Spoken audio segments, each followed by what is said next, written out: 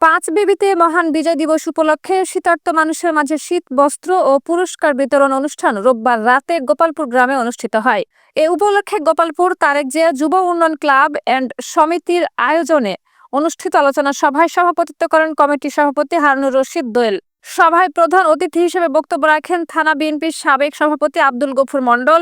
বিশেষ অতিথি জয়পুরহাট জেলা ছাত্রদলের সাবেক সাংগঠনিক সম্পাদক মোহাম্মদ শামীম হোসেন মণ্ডল, থানা বিএনপির সাবেক যুগ্ম সম্পাদক নওশাদ আলী মণ্ডল, সাবেক সাংগঠনিক সম্পাদক আবুল হোসেন মাস্টার, সাবেক দপ্তর সম্পাদক প্রভাষক সাইদুর রহমান, সাবেক পৌর বিএনপি সাংগঠনিক সম্পাদক আবুল খায়ের স্বপন, সাবেক থানা যুবদলের সভাপতি প্রভাষক শামসুল হুদা দুলাল, সাবেক সহ সভাপতি হারুনুর রশিদ সজল ও সাবেক ছাত্রদলের সাধারণ সম্পাদক সাজ্জাদ হোসেন সহ আরো অনেকেই। শেষে বিজয় দিবস উপলক্ষে বিভিন্ন খেলাধুলায় অংশগ্রহণকারী বিজয়ীদের মাঝে পুরস্কার ও শীতার্ত মানুষের শীত বস্ত্র বিতরণ করেন অনুষ্ঠানের প্রধান অতিথি। অনুষ্ঠানের দ্বিতীয় পর্ব অনুষ্ঠিত হয় একটি মনোজ্ঞ সাংস্কৃতিক অনুষ্ঠান।